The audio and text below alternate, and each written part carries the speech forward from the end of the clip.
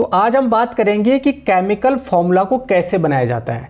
10th की chemistry को शुरू करने से पहले आपको केमिकल फॉर्मूला को बनाना आना ही चाहिए। किसी भी कंपाउंड का या किसी भी मॉलिक्यूल का केमिकल फॉर्मूला कैसे बनाया जाता है उसका फॉर्मूला मेकिंग कॉन्सेप्ट मैं आज आपको बताने जा रहा हूं। मैं हूं दिवाकर और चैनल है आपका इजोटी साइंस, जहां पर आपको साइंस की बेस्ट क्लासेस प्रोवाइड की जाती है 9th और 10th की। ठीक है, 9th की केमिस्ट्री के 2 चैप्टर्स हो गए हैं, बायो पूरी कंप्लीट हो चुकी है, लिंक आपको डिस्क्रिप्शन में मिल जाएगी, सारे चैप्टर्स की लिंक गिवन है। और 9th के बच्चे अगर देख रहे हैं तो बायो के 2 चैप्टर्स कंप्लीट हो गए हैं, केमिस्ट्री के भी 2 चैप्टर्स कंप्लीट हो गए हैं, तीसरा चल रहा है, लिंक आपको डिस्क्रिप्शन में दे दी गई है। ठीक है, तो यहां पर हम केमिकल फॉर्मूला को कैसे बनाएंगे इसका हम एक कॉन्सेप्ट यहां पर समझने जा रहे हैं। ठीक है, तो आपको थोड़ा ध्यान से देखना है। तो आपको सबसे पहले मैं बता दूं, यहां पर एक टेबल गिवन है जो कि 9th क्लास की एनसीईआरटी बुक के केमिस्ट्री के चैप्टर नंबर 3 में गिवन है। और अगर आप 10th में हो तो आपको जरूरी याद आ रही होगी, अगर आप 9th में हो तो बहुत ही अच्छी बात है। अब यहां पर देखिए, यहां पर आयंस के नाम दे रखे हैं, जैसे ये सोडियम आयन हो गया, फिर उसके बाद पोटेशियम आयन हो गया, सिल्वर आयन हो गया, कॉपर 2 हो गया। अब इसको कॉपर 1 क्यों बोला जा रहा है? ठीक है, और यहाँ पर कॉपर को कॉपर 2 क्यों बोला जा रहा है ना।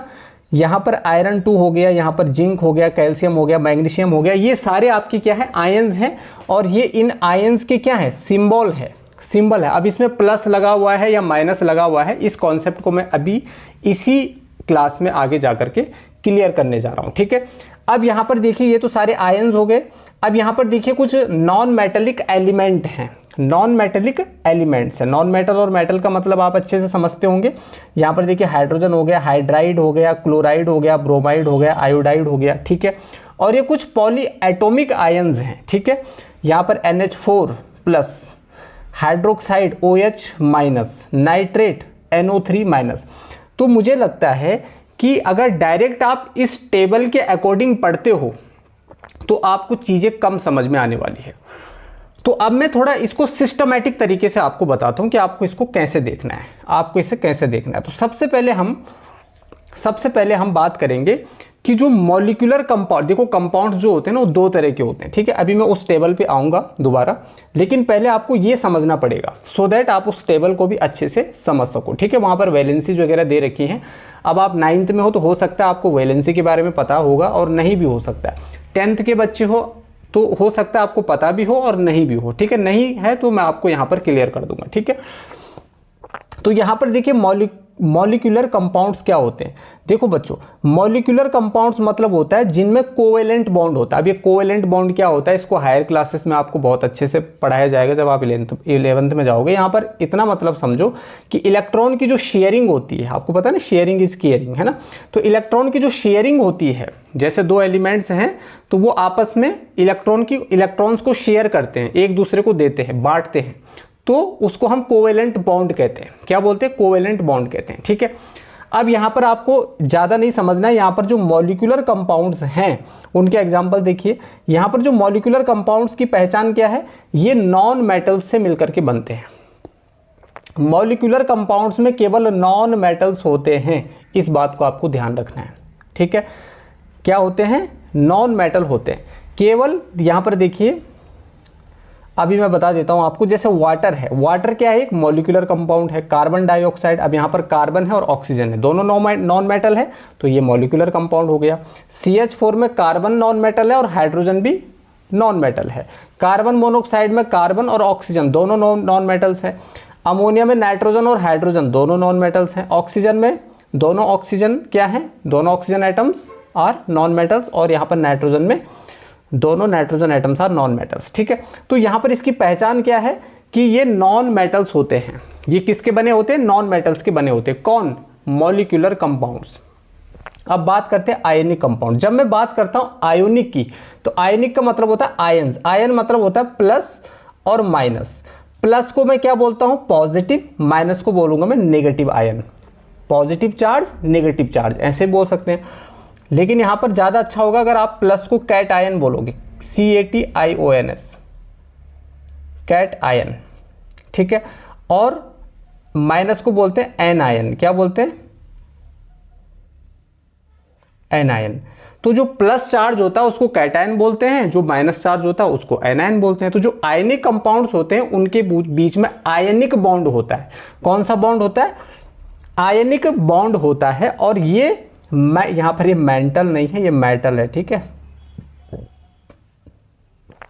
ये मेटल और नॉन मेटल के कॉम्बिनेशन से बनते हैं, मतलब इसमें एक मेटल होगा तो दूसरा क्या होगा? नॉन मेटल होगा। जो पॉजिटिव चार्ज वाला होगा कैटायन होगा वो मेटल होगा, और जो नेगेटिव चार्ज वाला होगा एनायन होगा वो नॉन मेटल होगा, ठीक है। जैसे यहां पर सोडियम क्लोराइड है, तो सोडियम क्लोराइड में Na क्या है? मेटल है, और क्लोराइड यानी क्लोरीन क्या है? नॉन मेटल है। ऐसे मैग्नीशियम ऑक्साइड की बात करें तो मैग्नीशियम ऑक्साइड में मैग्नीशियम एक मेटल है, एक धातु है, और आपका ऑक्सीजन क्या है? एक नॉन मेटल है, एक अधातु है। तो ये मेटल और नॉन मेटल के कॉम्बिनेशन से बन रहा है कौन? Ionic compounds. और मॉलिक्यूलर कंपाउंड्स में नॉन मेटल्स का कंट्रीब्यूशन है। समझ आया इतना? ठीक है। अब सर आप इसको क्यों बता रहे हो, ये भी आपको समझ में आ जाएगा। अब आपको यहाँ पर कुछ वैलेंसीज के बारे में पढ़ना पड़ेगा कि वैलेंसीज क्या होती हैं। Valencies of some common non metals elements, ये कुछ कॉमन नॉन मेटल्स एलिमेंट्स है, जब आप चैप्टर्स पढ़ोगे तो वहां पर ये बार बार आएंगी ये चीजें, ठीक है। तो इनकी वैलेंसी आपको, अब वैलेंसी क्या होती है इसका मैं भी आइडिया बता दूंगा। अभी आपको ये याद रखना है कि जो हाइड्रोजन होता है, हाइड्रोजन एक एलिमेंट है, कॉमन है, ठीक है ना, सब जगह यूज होता है। इसकी जो वैलेंसी होती है वो क्या होती है? 1 होती है। क्या होती है? 1 होती है। फ्लोरीन क्या है? फ्लोरीन F इसका सिंबल होता है, इसकी वैलेंसी भी क्या होती है? 1 होती है। क्लोरीन की वैलेंसी भी क्या होती है? 1 होती है। ब्रोमीन की वैलेंसी क्या होती है? 1 होती है। आयोडीन की वैलेंसी 1 होती है। ऑक्सीजन की वैलेंसी 2 होती है। सल्फर की वैलेंसी 2 होती है। नाइट्रोजन की वैलेंसी कितनी होती है? 3 होती है। जब आप हायर क्लासेस में जाओगे तो आप पढ़ोगे नाइट्रोजन की वैलेंसी 3 भी होती है और 5 भी होती है, ठीक है। लेकिन यहाँ पर आपको याद रखना है 3 होती है। फास्फोरस की वैलेंसी 3 होगी, और कार्बन की वैलेंसी कितनी होती है? हमेशा 4 होती है। तो अब ये सर वैलेंसी बोलते किसको है? ये वैलेंसी किस चिड़िया का नाम है भाई? उससे पहले हम ये देख लेते हैं कि सम कॉमन मेटल एलिमेंट्स, ये क्या थे? नॉन मेटेलिक एलिमेंट्स थे। ये सारे नॉन मेटल हैं, ये क्या है? सारे नॉन मेटल्स हैं, ठीक है। ये जो सारे आपको दिख रहे हैं यहाँ पर, ये सारे क्या हैं? नॉन मेटल हैं, ठीक है बच्चों, ठीक है। अब यहाँ पर ये आप देख रहे हैं ये सारे क्या हैं? नॉन मेटल्स हैं, ठीक है। चलिए अब यहाँ पर देखिए कुछ कॉमन मेटल एलिमेंट्स हैं, जैसे लिथियम एक मेटल है। लिथियम क्या है? एक मिनट, ये स्क्रीन थोड़ा डिस्टर्ब कर रही है। यहाँ पर देखिए लिथियम क्या है? लिथियम आपकी मेटल है, ठीक है। इसकी वैलेंसी 1 होती है। सोडियम की वैलेंसी 1 होती है। पोटेशियम की वैलेंसी 1 होती है। सिल्वर की वैलेंसी 1 होती है। कॉपर की वैलेंसी 1 भी होती है, 2 भी होती है। जहाँ पर 1 होगी वहाँ पर लिखा होगा कॉपर और कोष्टक में 1, जहाँ पर 2 होगी कॉपर 2। इस तरीके से आपने देखे होंगे, ठीक है। तो 1 भी होती है, 2 भी होती है। मरकरी सिंबल Hg होता है, वैलेंसी 1 भी होती है, 2 भी होती है। मैग्नीशियम की वैलेंसी 2 होती है। कैल्शियम की वैलेंसी 2 होती है। जिंक की वैलेंसी 2 होती है। आयरन की वैलेंसी 2 भी होती है, 3 भी होती है। अब यहाँ पर देखिए आयरन की वैलेंसी 2 भी होती है, तो यहाँ पर आप आयरन 2 और आयरन 3 कहीं पर आपको ऐसे देखने को मिलेगा। समझ आया? तो यहाँ पर आयरन 2 आयरन 3 इसको ऐसे प्रोनाउंस करोगे। यहाँ पर एल्युमिनियम की वैलेंसी कितनी होती है? 3 होती है। समझ आया? अब जब आप आगे फॉर्मूले बनाओगे ना, तो फॉर्मूले बनाते टाइम आपको ये सारी वैलेंसीज पता होनी चाहिए, ठीक है। अब सर इस वैलेंसीज को हमें रटना है या फिर ऐसे ही याद कर देना है? भाई एक तरीका तो ये है कि ये कॉमन नॉन मेटल और मेटल एलिमेंट्स मैंने बताओ, आप सीधा याद कर लो। अगर आपका बेसिक मजबूत है तो देखो वैलेंसी निकालने के लिए एक अलग क्लास हम कभी अगर आपकी डिमांड होगी तो उसके लिए हम अलग क्लास में प्रोवाइड कर दूंगा। लेकिन यहाँ पर फिर भी मैं आपको इतना लायक तो बना ही दूंगा कि आप थोड़ा बहुत वैलेंसी का तो आपको आइडिया हो ही हो, ठीक है। अब जो कोई भी एलिमेंट होता है ना, यहाँ पर मैं डिस्कस कर रहा हूँ कि भाई वैलेंसी क्या होती है, ठीक है। अब जो कोई भी एलिमेंट होता है ना, कोई भी जो एलिमेंट होता है, इस एलिमेंट की जो कंबाइन करने की कैपेसिटी होती है ना, एलिमेंट की जो कंबाइन करने की कैपेसिटी होती है उसको हम उसकी वैलेंसी बोलते हैं, है ना। Combining capacity of an element is known as valency. अब क्या कंबाइन करने की, भाई देखो यहाँ पर देखो, जैसे मैंने आपको बताया था कि जो भाई एलिमेंट्स होते हैं ना उनके कुछ एटॉमिक नंबर होते हैं। अब आपको पता है ना, जैसे हाइड्रोजन का एटॉमिक नंबर कितना होता है, 1 होता है। हीलियम का एटॉमिक नंबर कितना होता है, 2 होता है। लिथियम का कितना होता है, 3 होता है, ठीक है ना। बेरिलियम का कितना होता है, 4 होता है। बोरॉन का कितना होता है, 5 होता है। कार्बन का कितना होता है, 6 होता है। नाइट्रोजन का कितना होता है, 7 होता है। ऑक्सीजन का कितना होता है, 8 होता है। ये सारे एटॉमिक नंबर है। आप पीरियोडिक टेबल खोलिए, जो जिस नंबर पर है वो उसका एटॉमिक नंबर है। अब मान लो मुझे यहाँ पर देखिए, यहाँ पर मैं आपको एक चीज़ बता दूं कि जैसे मान लीजिए यहाँ पर सोडियम लिखा हुआ है, यहाँ पर क्या लिखा हुआ है, सोडियम। और सोडियम की वैलेंसी कितनी लिखी हुई है, यहाँ पर 1 लिखी हुई है, ठीक है।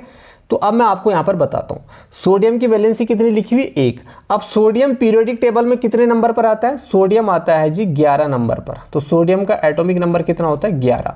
सबसे पहला पॉइंट आपको ये याद होना चाहिए, सोडियम का एटॉमिक नंबर 11। अब इसका जो इलेक्ट्रॉनिक कॉन्फ़िगरेशन होता है, अभी इलेक्ट्रॉनिक कॉन्फ़िगरेशन क्या होता है, आपने 9th में पढ़ा होगा कि भाई इलेक्ट्रॉनिक कॉन्फ़िगरेशन का मतलब हो गया कि कौन सी शेल में कितने इलेक्ट्रॉन्स आ रहे हैं, है ना। अलग अलग शेल्स होती है ना, अलग अलग ऑर्बिटल्स होते हैं, एनर्जी लेवल्स होते हैं, सब में अलग अलग इलेक्ट्रॉन्स रखने की कैपेसिटी होती है। तो यहाँ पर आप ये समझिए कि ये जो 11 का नंबर है ना, इसको हम ना थोड़ा तोड़ देंगे, ठीक है। अब जैसे ये 11 को हम तोड़ेंगे तो पहली सेल में 2 आएंगे, दूसरी में 8 आएंगे, ठीक है ना, और तीसरे में 1 आएगा। तो 2 और 8 कितना हो गया, 10 और 1 11। तो ये टोटल, अगर इसका मैं इन तीनों डिजिट्स को मैं ऐड करूंगा तो टोटल कितना आएगा आपका, 11 आएगा। तो 281 हो गया। अब ये 281 हो गया तो इसका मतलब इसमें 3 शेल है। जो सोडियम का जो एलिमेंट है या जो सोडियम का एटम है उसमें 3 शेल है। पहली शेल में 2 इलेक्ट्रॉन, दूसरा में 8, तीसरे में 1। तो पहली शेल में हमेशा 2 इलेक्ट्रॉन आते हैं, दूसरे में हमेशा 8 आते हैं। 8 से कम भी आ सकते हैं लेकिन 8 से ज़्यादा नहीं आएंगे। तीसरे में भी 8 ही आते हैं, 8 से ज़्यादा नहीं आएंगे। तो हमारे पास तो 8 थे नहीं, 1 ही था, तो हमने 1 लिख दिया यहाँ पर तीसरी शेल में। तो this is first shell, this is second shell, this is third shell. तो ये जो 1 है ना, ये जो 1 है, इस 1 के नंबर को थोड़ा ध्यान से देखो। ये सोडियम की क्या है, वैलेंसी है, ठीक है ना।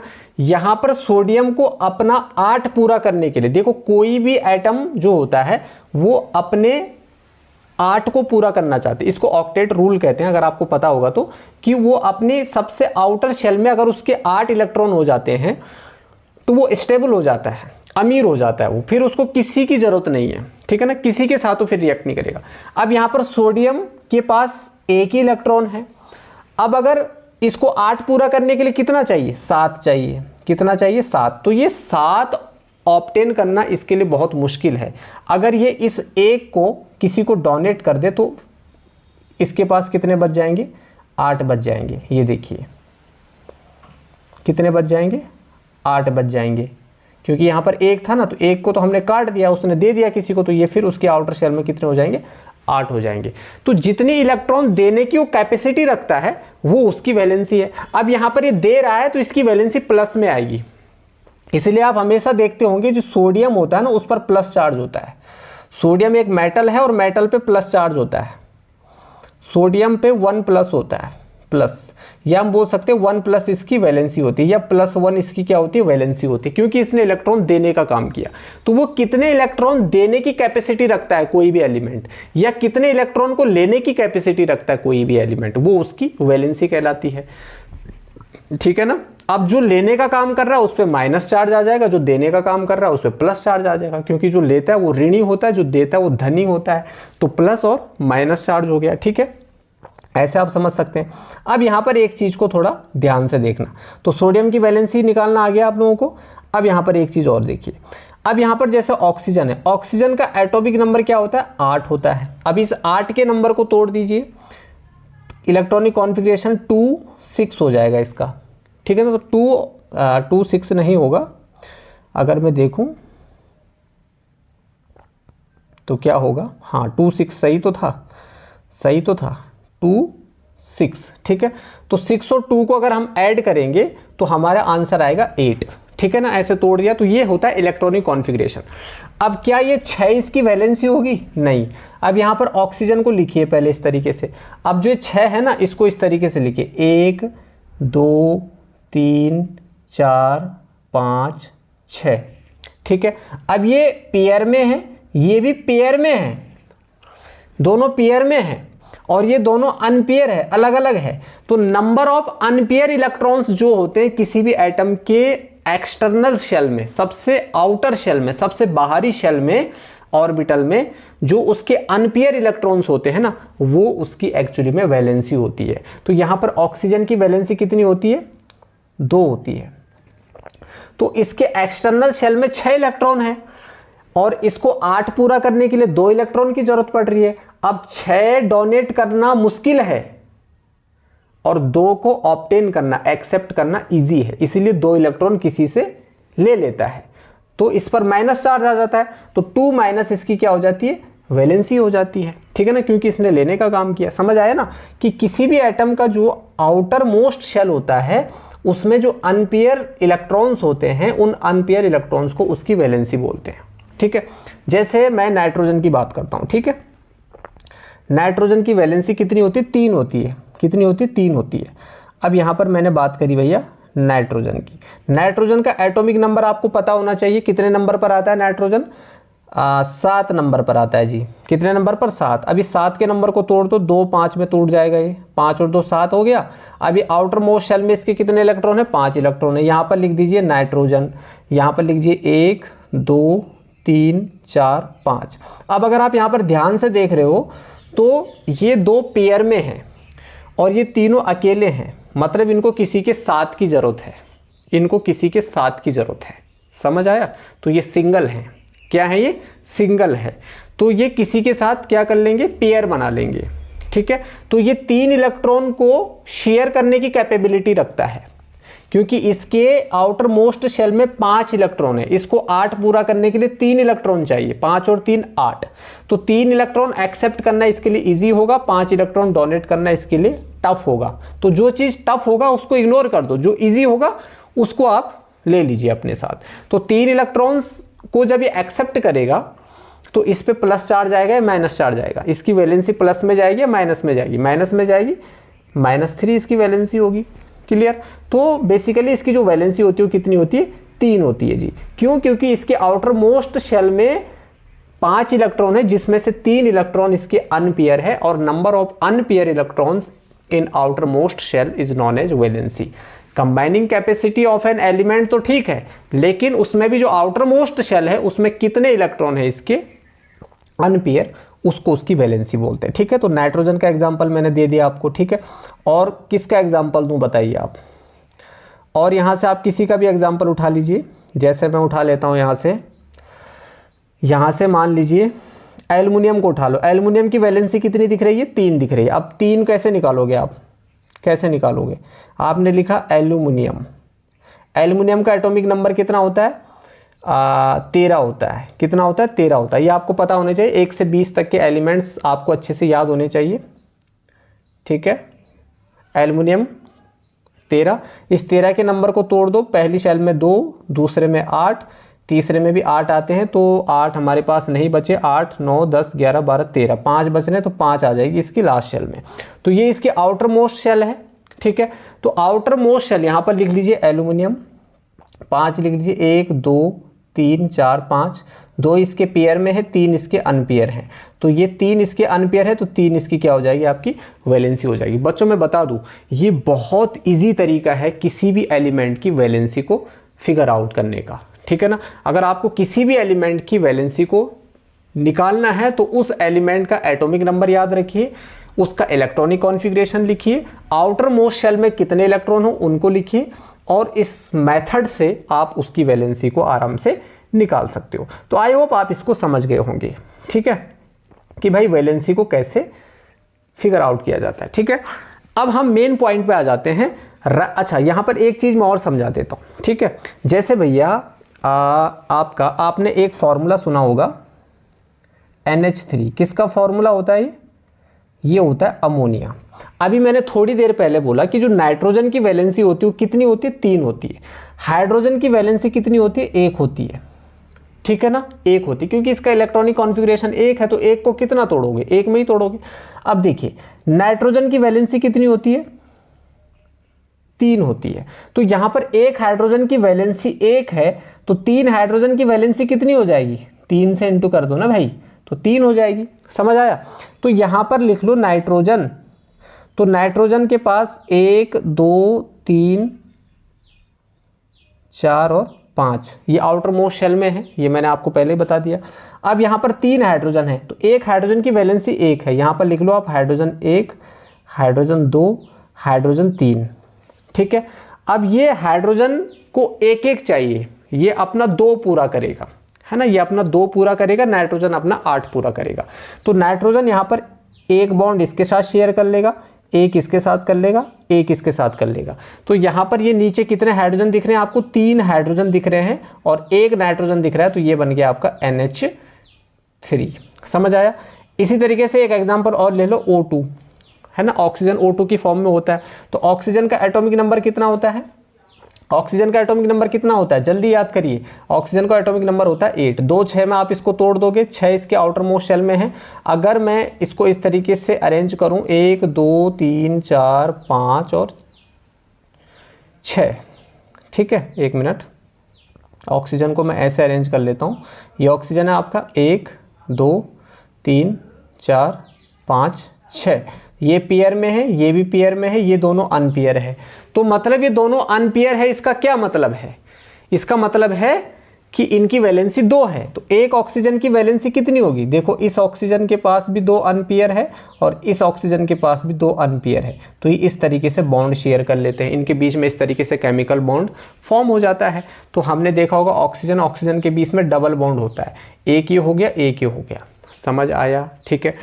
ऐसे आपने N2 सुना होगा, N2, तो नाइट्रोजन नाइट्रोजन के बीच में ट्रिपल बॉन्ड होता है, N2 3 बॉन्ड से जुड़ा होता है, क्योंकि नाइट्रोजन की वैलेंसी कितनी होती है, 3 होती है, मैंने बताया ना अभी, नाइट्रोजन की वैलेंसी 1 2 3 अनपेयर इलेक्ट्रॉन होते हैं, और यहाँ पर भी 1 2 3, तो ये इस तरीके से जुड़ जाते हैं और क्या बन जाता है आपका नाइट्रोजन।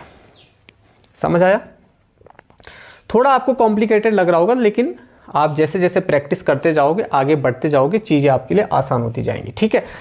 अब यहाँ पर देखिए राइटिंग ऑफ फॉर्मूले मॉलिक्यूलर कंपाउंड। मॉलिक्यूलर कंपाउंड मैंने आपको बता दिया, ठीक है, नॉन मेटल से बनते हैं।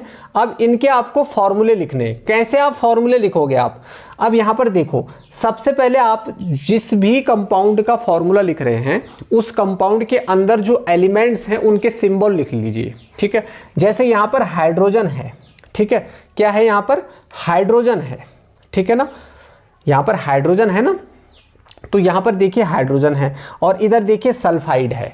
तो यहाँ पर हाइड्रोजन है और एक तरफ क्या आपका सल्फाइड है, तो हाइड्रोजन और आपका क्या हो गया सल्फर। ठीक है, हाइड्रोजन और सल्फर। अगर आपको सल्फर की वैलेंसी पता है तो अच्छी बात है, नहीं पता है तो निकाल लीजिए। सल्फर का जो एटॉमिक नंबर होता है कितना होता है, 16 होता है। तो 16 को आप तोड़, सल्फर का 16 होता है, तो 16 को अगर आप तोड़ोगे 2 8 6 में टूट जाएगा ये। ठीक है ना। तो यहाँ पर सल्फर लिखो 1 2 3 4 5 और ये हो गया आपका 6। तो ये 2 अनपेयर इलेक्ट्रॉन है, मतलब 2 इसकी क्या हो गई वैलेंसी हो गई। क्लियर है। और अगर आपको याद है तो बहुत अच्छी बात है, ठीक है, नहीं है तो निकाल लीजिए। मैंने बता दिया आपको कैसे निकालना। आपको एलिमेंट का एटॉमिक नंबर पता होना चाहिए, इलेक्ट्रॉनिक कॉन्फ़िगरेशन पता होना चाहिए, इलेक्ट्रॉन्स को तोड़ना आना चाहिए आपको बस। ठीक है। अब यहाँ पर देखिए जरा, हाइड्रोजन की वैलेंसी कितनी होती है, देखो पहले सिंबल लिख लिया, उसके बाद मैंने लिख लिया यहाँ पर हाइड्रोजन के नीचे हाइड्रोजन की वैलेंसी लिखनी है, सल्फर के नीचे सल्फर की वैलेंसी लिखनी है, और इनको क्रॉस मल्टीप्लिकेशन कर देना है, इनको क्रॉस मल्टीप्लाई कर देना है। ठीक है ना। हाइड्रोजन को 2 से, सल्फर को 1 से क्या कर देना है, मल्टीप्लाई कर देना है। तो ये हाइड्रोजन की तरफ 2 का नंबर आ रहा है, तो ये हो गया H2, और सल्फर की तरफ 1 का नंबर आ रहा है, तो 1 को नहीं लिखते हैं हम, उससे हमें बिल्कुल भाई अंडरस्टूड है ना, यहाँ पर S लिखा हुआ है, उसके साथ कुछ नहीं है, तो मतलब नंबर ऑफ S इज 1। तो इसका फॉर्मूला बन गया H2S। हाइड्रोजन के नीचे हमने हाइड्रोजन की वैलेंसी लिखी, सल्फर के नीचे सल्फर की वैलेंसी लिखी, तो ये बन गया H2S। ये आपका फॉर्मूला तैयार हो गया हाइड्रोजन सल्फाइड का। देखो कितना इजी है फॉर्मूला बनाना। ठीक है। अगला देखिए जरा, अगला देखिए, अगला है आपका वाटर। वाटर होता है हाइड्रोजन मोनोऑक्साइड, लेकिन हम इसको वाटर ही बोलते हैं। हाइड्रोजन मोनोऑक्साइड क्यों? मोनोऑक्साइड मतलब एक ऑक्सीजन होता है इसमें, ठीक है। अब वाटर का फॉर्मूला तो सब बच्चों को पता होगा, लेकिन बनता कैसे है? वाटर में आता है आपका, आपको पता है हाइड्रोजन आता है और ऑक्सीजन आता है। हाइड्रोजन की वैलेंसी 1 होती है, ऑक्सीजन की वैलेंसी 2 होती है। क्रॉस मल्टीप्लाई कर दो, यहाँ पर हाइड्रोजन जिस लाइन के साथ मैच हो रहा है उसमें 2 लिखा हुआ है, मतलब हाइड्रोजन के साथ 2 आ जाएगा, ऑक्सीजन के साथ 1 आ जाएगा। 1 को हम नहीं लिखते हैं, एज इट इज रखते हैं। तो यहाँ पर हो गया H2O, इसका फॉर्मूला। समझ आया? क्लियर है इतना? अगला है आपका हाइड्रोजन क्लोराइड। तो हाइड्रोजन क्लोराइड ये हुआ आपका, ठीक है। हाइड्रोजन क्लोराइड में आपका H है, क्लोराइड मतलब हो गया Cl। हाइड्रोजन की वैलेंसी कितनी होती है? 1 होती है, और क्लोरीन की वैलेंसी कितनी होती है? 1 होती है, ठीक है ना। यहाँ पर दोनों का क्रॉस मल्टीप्लाई हो जाएगा, यहाँ पर 1 से 1 कैंसिल हो जाएगा, तो ये बन जाएगा HCl। आप इसको ऐसा मत लिखना H1Cl1, नहीं, यहाँ पर 1 से 1 आप कैंसिल कर सकते हो, मैथमेटिक्स के रूल के हिसाब से मैं बात कर रहा हूँ, उस हिसाब से यहाँ पर कर सकते हो आप। बाकी आपने यहाँ पर H लिखा है, Cl तो अंडरस्टूड है, H मतलब 1 है, Cl मतलब 1 है, ठीक है। तो हाइड्रोजन क्लोराइड बन गया आपका, एक एसिड होता है। अच्छा, अब कार्बन टेट्राक्लोराइड तो यहाँ पर टेट्रा वर्ड को 1 मिनट के लिए हटा दीजिए, क्लोराइड। तो यहाँ पर कार्बन है और क्लोरीन है, कार्बन है और क्लोरीन है। कार्बन की वैलेंसी 4 होती है, क्लोरीन की वैलेंसी कितनी होती है? 1 होती है। तो इसको इस तरीके से क्रॉस मल्टीप्लाई कर दोगे तो क्लोरीन के नीचे 4 आ रहा है, कार्बन के नीचे 1 आ रहा है, जिसके नीचे 1 आ रहा है 1 को नहीं लिखेंगे, जिसके नीचे 4 आ रहा है वहां पर 4 लिख दो। तो CCl4 इसका फॉर्मूला बन जाता है, और यहाँ पर टेट्रा का मतलब होता है 4, तो ये बन गया कार्बन टेट्रा क्लोराइड। मतलब क्लोरीन कितने हैं यहाँ पर? 4 है, ठीक है। चलिए, उसके बाद है sodium chloride. Sodium chloride NaCl, ठीक है, NaCl। तो सोडियम क्लोराइड की अगर मैं बात करूं, यहाँ पर हालांकि ये मॉलिक्यूलर कंपाउंड नहीं है, ये एक आयनिक कंपाउंड है, थोड़ा ध्यान रखना, यहाँ पर गलती से ऐड हो गया होगा, लेकिन ठीक है, हम यहाँ पे फॉर्मूला बनाना सीख रहे हैं। सोडियम क्लोराइड एक आयनिक कंपाउंड है, ठीक है। देखो, सोडियम का जो वैलेंसी होती है वो कितनी होती है? आपको पता होना चाहिए, 2 कितनी होती है? 2 होती है, 1 होती है। कितनी होती है सोडियम की वैलेंसी? सोडियम की वैलेंसी होती है बच्चों 1। क्लोरीन की भी वैलेंसी होती है 1। 1 से 1 कैंसिल, बचा आपका NaCl, तो क्या हो गया आपका? NaCl। समझ आया? उसके बाद है आपका मीथेन। मीथेन का फॉर्मूला वैसे जनरली सब बच्चों को पता रहता है, CH4 होता है, लेकिन CH4 बना कैसे? मीथेन में कार्बन और हाइड्रोजन होता है, कार्बन होता है और हाइड्रोजन होता है। कार्बन की वैलेंसी होती है 4, हाइड्रोजन की होती है 1, तो ये बन गया आपका, क्रॉस मल्टीप्लाई हो गया। हाइड्रोजन के नीचे 4, कार्बन के नीचे 1, कार्बन के नीचे 1 मतलब कार्बन को कार्बन लिखेंगे, हाइड्रोजन को H4 लिखेंगे, फॉर्मूला बन गया CH4। समझ आया? अगला देखिए, अब है वैलेंसी ऑफ आयंस। अब वैलेंसी ऑफ आयंस में देखो, आयंस में मैंने आयनिक कंपाउंड्स की बात करी, ठीक है। अब आयंस में एक आता है कैटायंस और एक आता है आपका एनायंस। एक आता है कैटायंस, एक आता है एनायंस। कैटायन मतलब पॉजिटिव चार्ज प्लस, एनायन मतलब नेगेटिव चार्ज माइनस। अब यहां पर देखिए, जो हाइड्रोजन है आपका, जो हाइड्रोजन है इस पे कौन सा चार्ज होता है? प्लस चार्ज होता है ना। तो 1 प्लस लिखा हुआ है मतलब इसकी वैलेंसी 1 प्लस है। अगर 2 प्लस है तो मतलब 2 प्लस है। तो यहां पर 1 प्लस है, इसीलिए इसको मोनोवेलेंट बोलते हैं। जिनकी वैलेंसी 1 होती है दैट इज मोनोवेलेंट, 2 है तो डाईवेलेंट, 3 है तो ट्राईवेलेंट, 4 है तो टेट्रावेलेंट, 5 है तो पेंटावेलेंट, 6 है तो हेक्सावेलेंट, 7 है तो हेप्टावेलेंट, 8 है तो ऑक्टावेलेंट। इस तरीके से वैलेंसी बनती है। तो मोनोवेलेंट कैटायंस की बात कर रहा हूं मैं, मतलब monovalent positive charge cations having a valency of 1 plus. ऐसे कैटायंस जिनके पास 1 प्लस वैलेंसी होती है उनको बोलते हैं मोनोवेलेंट कैटायंस, ठीक है। तो हाइड्रोजन आयन आता है इसके एग्जांपल में, लिथियम आयन आता है, sodium ion, potassium ion, aluminium ion, NH4 ammonium ion, NH4 plus आ गया इसमें, ठीक है। Silver ion Ag plus, copper 1 ion बताया था ना टेबल में, Cu प्लस, इसको क्यूप्रस आयन भी बोलते हैं। मरकरी आयन, मरकरी 1 आयन यानी H प्लस, ठीक है ना, H प्लस। तो कॉपर 1 आपका मोनोवेलेंट कैटायन के अंदर आता है। तो मरकरी 1 आयन को मर्क्यूरस आयन भी बोलते हैं, ठीक है। तो ये आपको याद हो गए, क्लियर है। अगला देखिए, अगला है आपका डाइवेलेंट कैटायन, मतलब हो गया cation having a valency of 2+, मतलब जिनकी वैलेंसी 2+ होगी वो होंगे डाइवेलेंट कैटायंस। तो इसमें क्या आएंगे आपके मैग्नीशियम आयन Mg2+। अच्छा, Mg2+ को लिखने का तरीका Mg++ भी होता है, तो प्लस मतलब हमारा हो जाता है 2+, समझ आ गया। तो मैग्नीशियम आयन क्या होता है 2+, मतलब इसकी वैलेंसी कितनी होती है 2 होती है। कैसी होती है मैंने अभी आपको बताया, ठीक है। क्योंकि ये एक मेटल है, इलेक्ट्रॉन को डोनेट करता है, 2 इलेक्ट्रॉन डोनेट करने की इसके अंदर कैपेबिलिटी है, तो इसलिए इसमें 2+ आ गया। कैल्शियम क्या है Ca2+, zinc ion zinc 2+, iron 2 ion Fe2+, ferrous ion बोलते हैं इसको, ठीक है। Barium ion Ba2+, copper 2 ion Cu2+, इसको क्यूपरिक आयन बोलेंगे, क्यूपरिक आयन बोलेंगे। और यहां पर मैंने आपको बताया था कि क्यूपरस आयन, तो क्यूपरस आयन मतलब हो गया कॉपर 1 आयन, जब कॉपर की वैलेंसी 1 हो, और जब कॉपर की वैलेंसी 2 है तो उसको क्यूपरिक आयन बोलेंगे, कॉपर 2 आयन, समझ आया।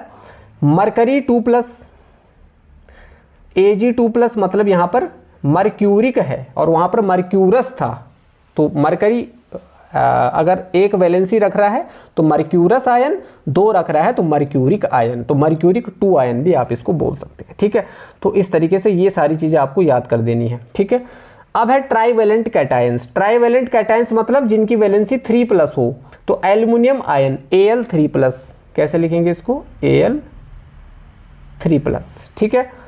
अच्छा, Al3+ को आप Al+++ भी लिख सकते हैं, लेकिन ये एक लॉन्ग मेथड हो जाता है, शॉर्टकट तरीका है Al3+, ताकि टाइम बचे आपका। आयरन 3, तो आयरन 3 देखो Fe3+, Fe3+, आयरन 3 आयन है ये, इसको फेरिक आयन बोलते हैं। तो अब देखो बेटा, यहां पर देखो, हमने आयरन की यहां पर बात करी, हमने यहां पर आयरन की बात करी, यहां पर जब आयरन की वैलेंसी, जब यहां पर आयरन की वैलेंसी 2 थी तो इसको फेरस आयन बोलते हैं, क्या बोलते हैं फेरस आयन बोलते हैं। और जब आयरन की वैलेंसी 3 होती है यानी आयरन 3 होता है तो इसको फेरिक आयन बोलते हैं, Fe3+ बोलते हैं, ठीक है ना। तो ये कंफ्यूजन आपका दूर हो जाना चाहिए, एक डाइवेलेंट है तो एक ट्राइवेलेंट है, ठीक है ना। अब यहां पर कैटायन की बात क्लियर हो गई। अब है एनायन। एनायन में क्या क्या चीजें आती है, एनायन में आता है आपका एनायन मोनोवेलेंट एनायन का मतलब जहां पर 1- हो, एनायंस मतलब माइनस चार्ज वाले, तो एनायंस हैविंग अ वैलेंसी 1-, तो 1- वैलेंसी रखने वाले जो आपके एनायंस है वो है आपका hydride ion, hydride ion H-, fluoride ion F-, chloride ion Cl-, bromide ion Br-, iodide ion I-। तो यहां पर देखिए आप, प्रीफिक्स इनके पास क्या है आइड आइड आइड, ठीक है ना। सफिक्स सबका अलग है लेकिन प्रीफिक्स सबका एक ही है, राइड, आइड आ रहा है ना लास्ट में, आइड प्रत्यय है, आइड आ रहा है। तो hydride, fluoride, chloride, bromide, iodide, तो H-, F-, Cl-, Br-, I-। Single minus है मतलब आपका मोनोवेलेंट आयन है, एक है उसकी वैलेंसी -1 है। नाइट्राइट आयन, एक नाइट्रेट होता है एक नाइट्राइट होता है, दोनों का मतलब समझ लो। नाइट्राइट मतलब हो गया NO2-, नाइट्रेट मतलब NO3-, हाइड्रोक्साइड मतलब OH-, और हाइड्रोकार्बोनेट यानी हाइड्रोजन कार्बोनेट आयन होता है HCO3-, इसको बाइकार्बोनेट आयन भी बोलते हैं। आपने सुना होगा सोडियम बाइकार्बोनेट, जिसको सोडियम हाइड्रोकार्बोनेट भी बोलते हैं, Na2HCO3, ठीक है। अब देखिए जरा, फर्स्ट चैप्टर में आएगा केमिस्ट्री के 10th की केमिकल रिएक्शन एंड इक्वेशन में, तो बाइकार्बोनेट आयन, ठीक है। अब डाइवेलेंट एनायन के अंदर मतलब जिनकी वैलेंसी 2- होती है, ऑक्साइड आयन हो गया O2-, सल्फाइड आयन हो गया H2-, सल्फाइड, ये सल्फाइड है, ये सल्फाइट है, इसमें आइड है इसमें आइट है, तो इसमें SO3 2-। सल्फेट है आपका SO4 2-, कार्बोनेट है आपका CO3 2-। क्लियर है इतना, चलिए। अब यहां पर ट्राइवेलेंट आयन में आता है जिनकी वैलेंसी 3- होती है, nitride ion N3-, phosphide ion, ठीक है ना, फॉस्फाइड आयन P3-, और एक होता है फॉस्फेट आयन PO4 3-। लिखते लिखते चीज़ें याद होंगी, ठीक है। अब देखिए यहाँ पर, अब यहाँ पर हम राइटिंग अ केमिकल फार्मूला, यहाँ पर हम केमिकल फार्मूले को यहाँ पर राइट करेंगे। अब अभी तक क्लियर हो गई चीज़ें, जितनी भी टेबल्स मैंने अभी आपके सामने डिस्कस करी वो सारी आपको याद होनी चाहिए, और थोड़ा बहुत मैंने ये भी बता दिया कि आपको वैलेंसी कैसे निकालनी है, ठीक है। तो दोनों चीज़ों को मिक्स करके चीज़ें आपकी आसान हो जाएंगी, ठीक है। अब यहाँ पर लिखा हुआ है बच्चों, सबसे पहले सोडियम कार्बोनेट। तो सोडियम कार्बोनेट मतलब हो गया, इसमें सोडियम है और कार्बोनेट है। अब कार्बोनेट मतलब क्या, कार्बोनेट मतलब क्या, कार्बोनेट ये है आपका, ये देखिए कार्बोनेट आयन आपका ये है, ये देख रहे हो आप ठीक है। तो इसी की बात कर रहे हैं, तो इसीलिए मैंने पहले ये चीज़ें डिस्कस कर दी थी तो देखिए ज़रा, तो सबसे पहले सोडियम लिखना है आपको सिंबल में, और उसके बाद थोड़ा छोटा लिख लेता हूँ, सोडियम लिखना है और फिर कार्बोनेट लिखना है SO3। तो सोडियम की जो वैलेंसी होती है बच्चों, कितनी होती है, सोडियम की वैलेंसी मैंने आपको बताई थी 1 होती है। कार्बोनेट की वैलेंसी होती है 2-, इसकी होती है +1, इसकी होती है 2-, ठीक है। इनको आप क्रॉस मल्टीप्लाई कर दो तो क्या बनेगा, सोडियम के नीचे Na के नीचे आपका 2 आ रहा है, देख रहे हैं, और CO3 के नीचे 1 आ रहा है, तो उसको 1 नहीं लिखना है, Na2CO3 इसका फॉर्मूला बन जाएगा। तो नोट कर लीजिए, उसके बाद मैं इसको मिटा दूंगा। सोडियम कार्बोनेट का फॉर्मूला बना Na2CO3, क्योंकि CO3 की वैलेंसी है 2 जो सोडियम के पास चली गई, सोडियम की वैलेंसी 1 जो CO3 के पास चली गई। क्लियर है इतना। मैग्नीशियम क्लोराइड, इसकी वैलेंसी देखिए, मैग्नीशियम में आ रहा है Mg, क्लोराइड मतलब हो गया Cl, तो MgCl ठीक है, ये आयनिक कंपाउंड है, ठीक है। तो यहाँ पर Mg+ है, Cl- है, ठीक है ना। जो पहले लिखा जाएगा वो प्लस होगा, जो बाद में लिखा जाएगा वो माइनस होगा, ये बात आप याद रखना। एक कैटायन होगा, एक एनायन होगा, ठीक है। तो पहला वाला जो डिजिट होगा आप समझ जाना वो प्लस वाला है, दूसरा वाला माइनस वाला है, मैं बार बार नहीं लिखूंगा यहाँ पे, ठीक है। तो Mg, मैग्नीशियम की वैलेंसी कितनी होती है, 2 होती है, Cl की वैलेंसी 1 होती है, 2 मतलब 2 + 1 मतलब 1- या -1, ठीक है। क्रॉस मल्टीप्लाई कर दीजिए, तो मैग्नीशियम के नीचे 1 आ रहा है, तो मैंने बोला 1 को नहीं लिखना है, अंडरस्टूड है कि मैग्नीशियम 1 है।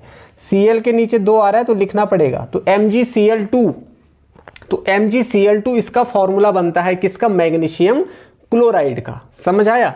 उसके बाद तीसरे नंबर पर है एल्यूमिनियम सल्फेट। अब सल्फेट पता होना चाहिए, सल्फेट होता है SO4, क्या होता है, SO4, ठीक है। अब देखिए जरा यहाँ पर सल्फेट का मैं आपको बता देता हूँ, यहाँ पर जाइए सल्फेट, डाईवेलेंट में जाइए, ये मिल जाएगा आपको, सल्फेट मिल गया, SO4 2- मतलब 2 इसकी वैलेंसी है, ठीक है। यहाँ से आपको पता चलेगी ना, इसीलिए बोला इनको याद करना जरूरी है, ठीक है। तो एल्युमिनियम की वैलेंसी तो सबको पता ही है भाई 3 होती है सर, और सल्फेट में आ रहा है SO4, तो SO4 की वैलेंसी कितनी है, 2 है, मतलब 2-, और एल्युमिनियम 3+, ठीक है। क्रॉस मल्टीप्लाई कर दो सर, तो यहाँ पर देखिए ये बना आपका Al के नीचे कितना है, 2 है, Al2, और SO4 के नीचे कितना है, 3 है, तो SO4 ब्रैकेट ट्वाइस, ठीक है ना। कैसे लिखना आपको इसको, Al एल्युमिनियम की वैलेंसी Al, यहाँ पर 2 आ जाएगी, और यहाँ पर हो जाएगा SO4, तो क्या यहाँ पर 3 लिख देना चाहिए ऐसे, नहीं, इसको सेपरेट करने के लिए इसको ब्रैकेट के अंदर लिखना है SO4 को, और 3 को बाहर लिखना है ताकि वो अलग अलग दिखे, तो SO4 ट्राइस हो जाएगा 3, तो एल्युमिनियम सल्फेट बन गया आपका, ये इसका फॉर्मूला तैयार हो गया। सोडियम क्लोराइड, सोडियम क्लोराइड होता है Na और Cl, Na होता है आपका 1, Cl होता है 1, दोनों की वैलेंसी 1-1 होती है, 1 से 1 कैंसल, फॉर्मूला बना NaCl, क्लियर है। उसके बाद है अमोनियम क्लोराइड, अमोनियम क्लोराइड। अब अमोनियम क्लोराइड क्या है भाई, अमोनियम क्लोराइड, अमोनियम होता है NH4, क्या होता है, NH4, वैलेंसी एक ही होती है, क्लोरीन की भी एक ही होती है, ठीक है ना। तो NH4, और उसके बाद क्या है आपका Cl, ठीक है ना। तो इनका देखिए ज़रा, इसकी वैलेंसी होती है 1, इसकी भी होती है 1, ठीक है। क्रॉस मल्टीप्लाई कर दोगे तो ये क्या बन जाता है आपका, 1 से 1 कैंसिल हो गया, सेम बचेगा आपका NH4Cl, तो ये बन गया अमोनियम क्लोराइड, ठीक है।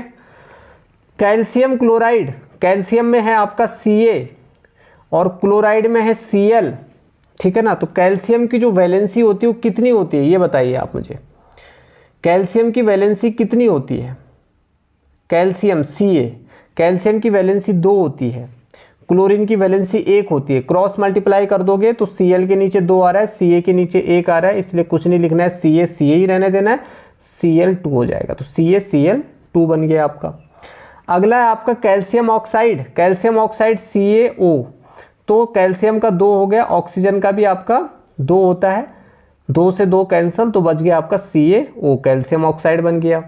उसके बाद एल्युमिनियम ऑक्साइड, एल्युमिनियम का कितना होता है, 3 होता है, ऑक्सीजन का 2 होता है, तो ये क्या बन जाए आपका, एल्युमिनियम के नीचे 2 आ रहा है, तो एल्युमिनियम वाली लाइन पे 2 आ रहा है, Al2, ऑक्सीजन वाली लाइन पे 3 आ रहा है, O3, Al2O3, तो अमोनियम एल्युमिनियम ऑक्साइड बन गया। मैग्नीशियम ऑक्साइड, मैग्नीशियम की वैलेंसी 2 होती है, ऑक्सीजन की भी कितनी होती है, 2 होती है, क्रॉस मल्टीप्लाई 2 से 2 कैंसिल, MgO बन गया।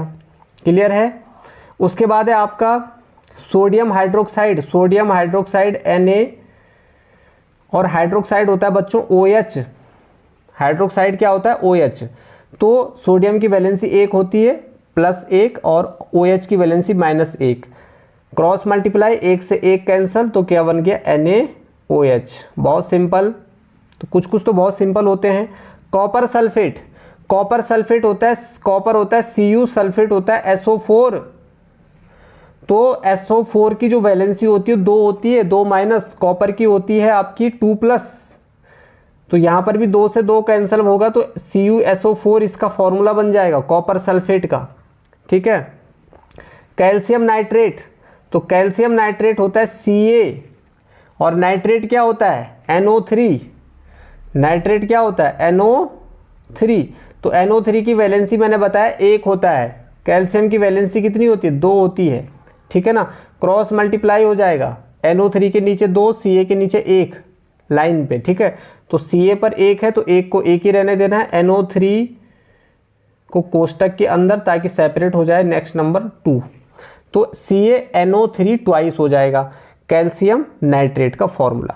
तो इस तरीके से हम केमिकल फॉर्मूलेस को हम क्या करते हैं, फॉर्म करते हैं। और आई होप आपको ये क्लास अच्छी लगी होगी, समझ में आई होगी। अगर समझ में आई है तो आगे भी इसको अपने क्लासमेट्स के साथ आप शेयर कर सकते हैं। मिलते हैं हम नेक्स्ट और फ्रेश क्लास में एक फ्रेश टॉपिक के साथ। तब तक आप अपनी पढ़ाई करते रहिए और रिवीजन भी करते रहिए। जो पहले